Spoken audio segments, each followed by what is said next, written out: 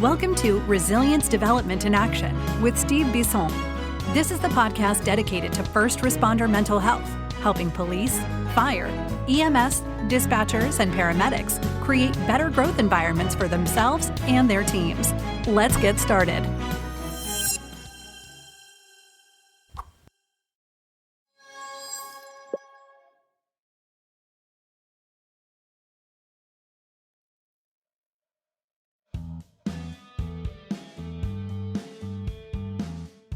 Getfree.ai. You heard me talk about it. I'm going to keep on talking about it because I love it. I've had about a year and a half, 18 months practice with it, and I still enjoy it. And it saves me time and it saves me energy. Free.ai takes your note, makes what you're talking with a client, just press record. And it does either transcript, it does a subjective and an objective with a letter if needed for your client and for whoever might need it. So for $99 a month, it saves me so much time that it's worthwhile. And if you do it for a whole year, guess what? You get 10% off. More importantly, this is what you got to remember because you are my audience that listens to Resilience Development in Action. If you do listen to this and you want to use free.ai, put in the code STEVE50 in the promo code area, STEVE50, and you will get $50 off in addition to everything we just talked about. Get freed from writing your notes. Get freed from even writing your transcripts. Use that to your advantage. Free.ai, a great service. Go to getfree.ai and you will get one of the best services that will save you time and money. And I highly encourage you to do so. Well, hi, everyone, and welcome to episode 238, which is the premiere episode of 2026. If you haven't listened to the most downloaded episode of 2025, go back and listen to that episode. But I'm excited today because we're hopefully going to meet sometime in the near future. But I've known our guests for about a year now, over a year. And we've bothered each other by text, by voice. We've talked. She's been on the episode before with the other people from the Beyond the Badge and Beyond, Behind the Badge and Beyond. Sorry, guys. But really, just truly a great human being. I got to know her personally, and that's the stuff that I really enjoy because she told me that a lot of stuff about we agree so much on therapy. We agree on so many other things. And I know she works with first responders too, which is even better, but truly just a genuine, nice human being. But I'll stop giving her flowers because her head won't fit onto the screen and we need to see the therapy gorilla in the back. But Alexa Silva, welcome to Resilience Development in Action. Hi, Steve. Thank you so much for having me here. And I'm excited to be here. And it's kind of weird because last time we did this, we were in a group. So here we are, and my anxiety of public speaking will be fun today. So there's no one listening. That's what you got to remember. It's just me and you. There's no one listening right now. Only a million people later on. I'm kidding. I don't have that much of following just yet. Well, we'll just pretend that you're a figment of my imagination then. Great. That's a great place to start. Are you safe? Yes. I have no idea where I am this morning, but I'm here. Well, that's how I feel about it this morning too. My coffee hasn't kicked in yet, but no, I was really excited, truly, everything I just said and more, because we've really done a fantastic work with Behind the Badge and Beyond. But more importantly, I want people to get to know you personally. I've had Aaron Sheridan, who is also part of Behind the Badge and Beyond. I've had Amanda Rizzoli on, again, someone from our group. Now I want you on. I'm hoping to have other members like Richard and Jen and Lisa, particularly. I've had Bill on several times. Bill's a good colleague of mine and a business partner. But people may not know who you are. So I've been introducing everyone else but you. So how about you tell a little bit about yourself to our audience?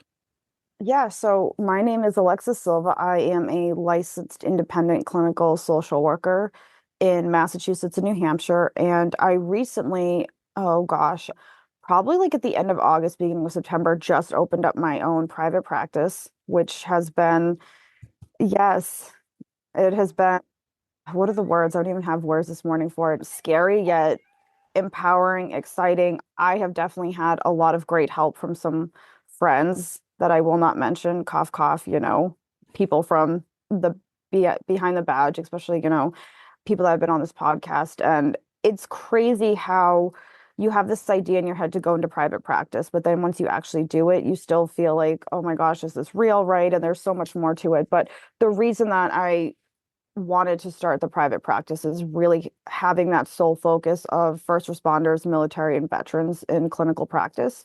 And I ended up not only going into this route clinically for social work, but I am also married to a Marine veteran and a fire lieutenant. So that I have the big personal side of it. I always feel like when I'm not working, I become the client at home because we have two young kids as well. So I know we'll talk about that later, but also doing couples counseling with first responders. That's an interesting lens. But I actually, sorry, let me back up. I got my bachelor's in psychology, UMass Lowell, and I have a minor in disability studies with that. Then I did my master's in social community psychology. And I'm not sure if that still exists, the Masters of Social Community Psychology, that program. My plan was to go do a PhD. I originally wanted to do clinical psychology, but that would have been another 7 years. So then I got stuck and I can't do this. That's, would have been another whole program. So I decided to do my Master's of Social Work at Salem State. And that's where it really kind of came together. But with the background, I have worked at the VA, I've worked inpatient, I've worked in residential schools, community, doing children and elder, working on the abuse side, critical incident, trained in CISM as well, but just kind of all over the diverse platforms. But it kept bringing me back to working with first responders and military and veteran, and coming from a first responder family too, had a big effect on that. But ultimately, the goal was private practice, and here we are. So, Well, I find it funny because in our group, most of you are like married or from families of first responders. And sometimes I feel like an anomaly because I don't have any of that attachment per se, but it's just funny. I mean, I don't think you always need to have the attachment. What you do, I mean, with this podcast, and I mean, you you probably have encounters throughout, throughout being a clinician and stuff, but you've also been doing this for a long time and you have such good rapport. And you also, I think it's just building that rapport, right? I think that's a great place to start because when working with first responders, what people like, I've mentioned it here before. First of all, cultural competency to work with first responders is essential. If you don't have that experience, don't do it.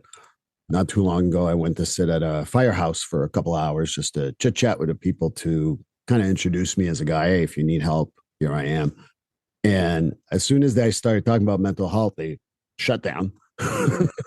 But as soon as we were talking about other stuff but that, and tones and going off and who's coming in and who's doing what and who's working on a paramedics and whatever's on TV, then suddenly I was one of the boys.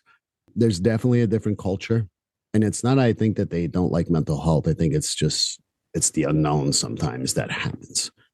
And I don't know if you've experienced that, but I think that sometimes people think that what we do is like some sort of voodoo or whatever. And I'm like, no, I don't read minds just yet. I'm working on it, but I can't read minds. And I don't know if that happens with you, but I certainly know a lot of people have come in like, are you analyzing me? Yeah, there's shit to do, man. I don't have time for this. Well, I mean, I think also sometimes being a female too, or I mean, you can't see right now, but I'm like 5'2", right? I'm this, I don't look like I've been always doing this for so long, and I think, first of all, right, take away the first responder piece. I think anyone, especially say if I need to go get therapy, right, like walking through the door, that is so awkward, right? Because you don't know, is this person, right? Like the God complex, right? Are they analyzing me? Is everything going to be in documentation, right? Like, where is this information going? Can I trust this person, right? And are they able to help me? I think those are big things. And when you're working with a first responder, military veteran population, there's already this armor, right, that has to go up. And that might come from the job, right? And that we become so desensitized to it that it becomes it's our defense mechanism, right? And that's why it can bleed into our personal life, or right. Sometimes people are like, oh, nothing's wrong with you as a first responder. And it's like, yeah, there's a lot of shit, but I don't know what to do with all of it, right? So I actually had a phone call with a new person for intake the other day. And once I started to tell them about myself, because they didn't really have a significant background, I could kind of hear that sign release, like, oh, okay, you get it. Because they told me that they had seen another clinician in the past and they were telling them about calls, and the clinician just kind of froze and got really uncomfortable. And the person, then the client, right, this first responder felt really uncomfortable, and they walked away and they said, I don't know if I can go see someone else because the person I tried to see, right, they couldn't help me. And I felt like very like an out, like what I was doing, right, these calls and like all these things, like it was something bad, right, or it was so like I don't want to touch that. And it was really uncomfortable for them. So to create a space where you can come in and you can have humor, right, and you don't have to explain the terminology to me, right? I can understand that piece, right? And I can jump in and we can start to work on some of the different things, right? Whether it's relationship stuff, right? Alcohol, trauma, right? All these different things. And everyone's different too. I think that's the other thing, whether it's the public or first responders, they have this perception, right, of what a first responder is in the life. But clinically, even right, every person that comes through that door, even if it's all fire, everyone is still different. So we have to be able to be adaptive to what is that person going through. One person with relationship issues and trauma is different than another person with trauma but alcohol issues, right? All these different things, and one call may not affect someone else. And sometimes it's not the job, sometimes it's all family stuff, sometimes it's not family stuff at all, sometimes it is the call, or sometimes it's just from childhood, right? Everyone's different. So I think knowing how to create that environment and take that weight off their shoulders, because that's what they're doing every day. He and she, that's what they're doing every day on the job and at home. I think that you bring many, many excellent points. One of my favorite ones that you talked about is that it's not always about, trauma. It could be the family, it could be different things in regards to their past. I mean, how often have you seen I don't know, I do the ACEs with all my first responder folks. And how many times is it 7, 8, 9 out of 10? That's like kind of like, yes, yes, yes. I know I've experienced that. But one of the things you talked about that I'm really interested in, it's been a while since I talked about it in the podcast, but to me, substance use is one of the ways I started in the first responder world. I've done it many ways, but when I worked at Parole, I was the substance abuse coordinator, not for the staff, although that worked out a little bit that way, but with the clients. And I think that the substance use issue and other behavioral addictions are prevalent in the first responder world, but it's not always talked about. I know that you've worked with the substance abuse people. You've worked also with the couple stuff. I'd like to go back to the couple stuff a little later on. But with the substance use stuff, what's your experience about the openness about these issues, particularly right now? And we're in a state in Massachusetts where you can smoke weed, but as a cop, if you have THC in your system, that could or a firefighter, you can lose your job essentially. What's your experience so far, like with the substance use world, particularly with the first responders? Well, I think that's a really interesting point that you make about the Massachusetts, right? Oh, that's another thing too. First responders walking through the door, and if they actually share that information, right? Because no matter what, is it going to get back to the job, right? Is it going to, the documentation, all that? But I mean, that's the other thing is you see a spectrum, right? Some people now, I mean, whether they're first responders or not, people are using THC, right? Even like gummies to help like with sleep, right? Anxiety, and because sometimes, and SSRIs, right? All that, they don't want to touch it or they have a bad experience. But I think it's on paper, like with the law and everything, I think that's great. But again, first responders have to be very careful. I think it's hard to mix in with first responders too, depending on what they're going through too, because you take someone that is not first responder, right?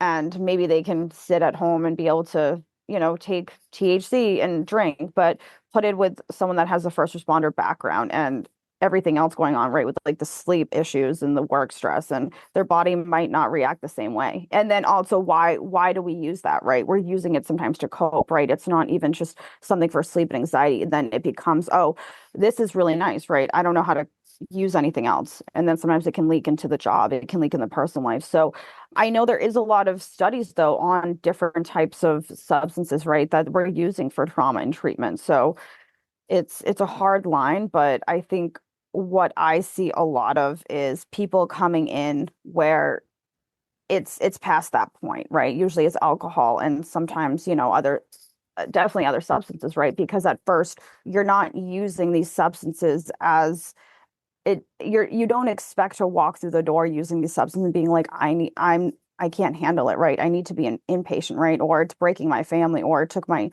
away from my job, right? And often sometimes it's why first responders, right? And DUIs, right? It can be very more common than we know. Right. Well, there's a lot of it not mentioned, right? Mm-hmm. You Mm-hmm. know, number two, I think that, you know, there's psychosicillin that's being used, MDMA, to treat some of the trauma stuff. I think that, go ahead. Oh, no, go ahead. I was listening. Sorry. No, no, no worries. Um, Yes. we we keep hitting. No, it's really interesting that you say that because this is becoming a whole new wave of some of the treatments, right, with different substances, but we still have that issue of addiction and first responders. And I actually, this is another added layer, and this is something we can talk about another day or podcast, but even gambling, we're seeing that. I said it right. All these things, it's just, it's even like, depending on if we're looking at it from the job perspective, right? But it's the adrenaline rush, right? And sometimes we can use these things to quiet our mind. So I'm, I tend to look at it more sometimes as people coming in, right, and trying to work on the substance use disorder, right? Things like that versus us being able to start somewhere else at looking at the substances as a treatment. Right. Well, I think that with the alcohol, I've had a few experiences with people like, you know, almost 2 years in going, by the way, I have an alcohol problem. And some of them have said, why didn't you ask me? I said, because I don't ask 400 questions. I'm not paid for that shit. You're supposed to be coming here for help and be open about it. That's one of the things that I think we need to talk about a little bit. But more importantly, it's like to me, like you use it as a coping mechanism and now you're ashamed. Maybe you did it recreationally at first, or you had a good time Mm-hmm. or whatever. You know, I know a little bit about that personally because I cannot have more than one drink probably per month, because if I have more than that, it's usually not a good it's not good news for most people around me, including myself. But having that knowledge and being a therapist, oh, that's lovey-dovey. That's the warm fucking blanket bullshit, right? But when you're a first responder, particularly in the police and fire, talking about people that you can't handle your liquor, that's a whole different ballgame. I mean, that's my experience. Well, it's funny that you mentioned that. I have not had a drink. February 12th, 2026 will be 6 years. Yeah, and a big Awesome. reason of, yeah, it's, I feel like, oh, that was even around like COVID. Yeah, but I just made the decision years ago to stop drinking. I think I could tell early on, right? And as many of us do, right, as we're in our 20s and 30s, this is sometimes not good in terms of a coping mechanism, right? And then like my own health and like just sensitivities to even like alcohol, right? It's, I mean, and making that choice though to not drink and has been huge for me in my health. But I do share this information often when I am working with first responders, even at the intake, because I think it helps them have that connection of when they are going through anything with any kind of substance. So like, oh, okay, I this is another factor where I'm not going to be on edge, right? Or maybe this clinician understands it, right? Or being able to have some of those other tools to help them be able to work on some of these issues, right? Because the biggest thing that we forget is that not only being a first responder with the job, right, of the broken sleep, all the other issues that come with it, but throw in alcohol, right? So that already worsens the sleep and the PTSD symptoms. It increases your irritability. It increases conflict at home, right? And impairs decision making, all these things on top of already the baseline of doing the job. And one of the things that I make very clear though, because sometimes I do have people coming in that will say, you know, I'm struggling with drinking and I want to reach out for therapy. And I sometimes have to clinically say, it depending on what, right, when we do the risk assessment of that of what level they're at, they have to go to inpatient first. And then we tear down, right? Because I've had many cases where people will come in and say, okay, I need to work on my drinking. They do, you know, a few sessions of therapy and it gets even worse. And I always have to work with that when we're doing with peer support, right? And referrals that sometimes we need to look at this for inpatient first and then outpatient, right? And then looking at the outpatient stuff, whether it's outpatient therapy or groups, because imagine, right, you're going to therapy once a week to work on your substance use, but then you're also still have that first responder job and all the stressors at home. And every little thing that stresses you out on top of that is going to increase the substance use disorder or whatever you're using as a coping mechanism that's negative with that substance, right? Right. And you're only with me for what, an hour once a week, and everything else outside session, and so that's why you're just piling it on, and it really takes away from the work. And I'm seeing it so much more. And again, how much of this is, I see it in stages of, right, when we're first on the job, 5 years on, and then 10 years on, right? We have to repivot actually every 5 years, and the way that I look at it, because someone on the job, for example, fire, right, a firefighter, when they get on 5 years, right, this is awesome. Like, I'm doing the training, I'm young, getting into the culture. But then when you're 50, right, 45, 50, it's different, right? You're exhausted. Like, you're going through the thick of it potentially at home. And maybe you're not a lieutenant, right? Or a captain. You're a firefighter because you're happy, but your body slows down, right? And then metabolism, and then you get desensitized. I mean, that's 20 years. So what are we going to use? Sometimes alcohol, and we hide it, right? Because if anyone finds out that you can't handle it, then you have that stigma, and you've been on the job for so long, and you tell yourself that you are fine, right? And you keep going because that's what we tell ourselves in this job sometimes. And alcohol is that warm friend sometimes, but it it's hard. I think being able to acknowledge when alcohol is a negative coping skill versus what am I looking for here? It's hard to acknowledge when we're using it as a negative coping skill versus I can just put it, and not acknowledge it. Well, Because, for example, well, sorry to cut you. I had someone that actually said to me, I was running late because my coworker, dropped and was throwing up blood on a call, and they had to go to the hospital, and they were told, I only have like a day left to live. yeah. And you're kind of right, that's where I go from like 0 to 60. That's what I mean. Well, and I think that what I was going to say is what happens a lot with different departments, fire, police, parole, probation, everyone. Well, Alexa can handle her liquor, so obviously I can too. And I got to be able to do it because Alexa's doing it or whatever. And then there's always this comparison game that's never going to fucking win anything. I get really annoyed with people with the comparison game because they always do this. Well, they can do this, so I can, or they went to the same call twice that really pissed them off or hurt them, or now they're having PTSD. So I got to learn how to handle it. And they didn't have PTSD, and I do.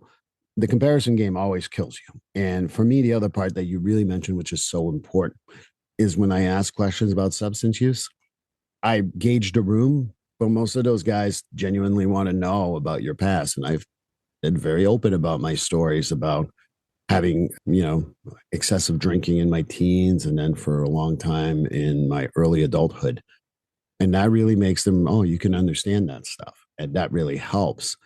So I think telling them is very important. I don't think we should skip one important thing. You talked about gambling and behavioral addiction.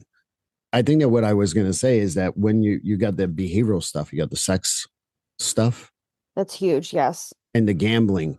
I had a guy tell me that he starts gambling with the soccer games in England at 7 o'clock in the morning on Saturdays or Sundays. And they finish with ping pong in North Korea or South Korea or whatever. And I'm like, you got an issue. Oh, no, it's just for fun. I'm like, well, if that you're not doing the stuff you're supposed to do every day, or you're like ignoring your family because you need to know who won the ping pong game in Korea at 2 o'clock in the morning, there's a lot of issues there. Yeah, there's this awesome podcast. I have to send it to you. I was listening to it. There was this guy out in California, and he was a financial broker, whatever. He actually had accounts for celebrities, including Alanis Morissette. And he had gambling in his family addiction. And one day, I think he got into, it's funny. It was like his son's or daughter's soccer coach came up and was like, hey, do you want to make a bet? And this guy ended up making like $50,000 bets each day. And he stole $4 million from Alanis Morissette and other people. And he ended up getting into cocaine and like cheating and all these things. And he went to federal prison. Wow. And he talks about it. And what happened is he actually got sober, and now he is a LADAC and he helps other people.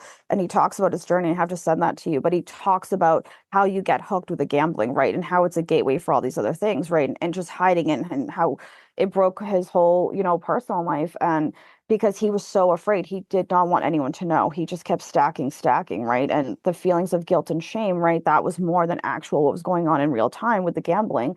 And he talks about, he's like, I don't have any money, but I've never been happier and sober. And he's a LADAC and working on this. And it's fascinating. It's really interesting talking and hearing about people who go through these things right on the other end of it. And they can tell their story. And one of the reasons, I think alcoholism definitely runs in my family genetically. That's another thing too, genetically, we forget about. And you brought up a really good point about the comparison game.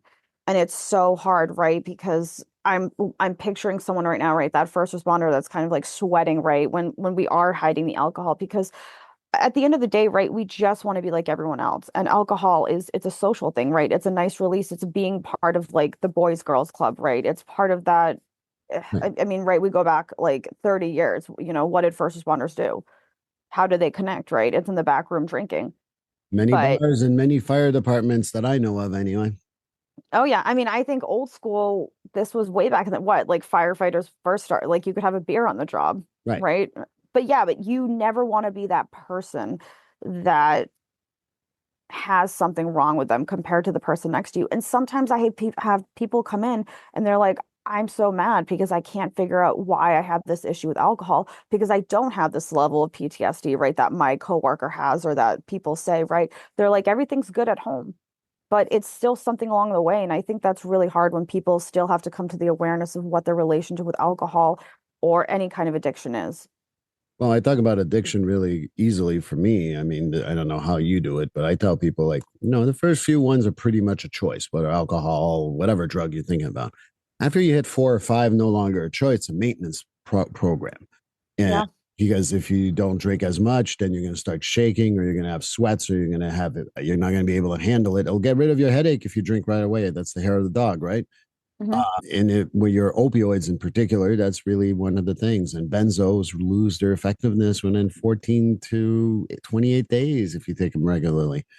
And so you start doing it more, but like, you're shameful. You know that this is wrong and you don't want to talk about it. And how come Alexa has been able to stop drinking and I'm still having a drink once a month? Oh my God, I should never tell Alexa anything. Well, no, we're different. We're different people. We have different motivations.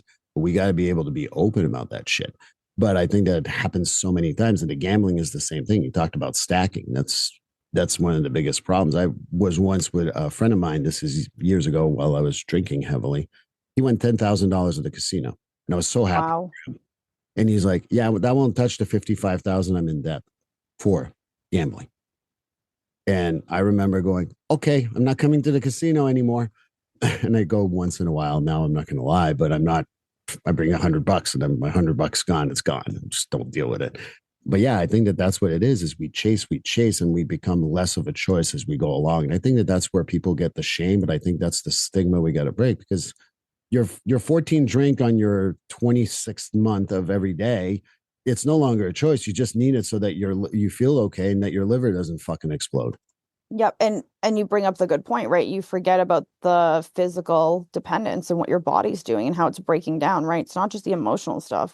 And again, it's looking at even like what age are we doing these things, right? When you're 20 versus like 45 on the job, it's different, right? Or even starting out at 20 years old, or even feeling like you need to compete with other people, right? And that's why I think this is like another whole conversation. This kind of goes into first responders and the personal life at home and relationships, but making sure that you have your self-care and your limit of what are my boundaries at work versus like what I bring home, right? And how I deal with all this stuff. Because sometimes, right, we can wrap it up all into one ball and then it just explodes. Please like, subscribe, and follow this podcast on your favorite platform. A glowing review is always helpful. And as a reminder, this podcast is for informational, educational, and entertainment purposes only. If you're struggling with a mental health or substance abuse issue, please reach out to a professional counselor for consultation.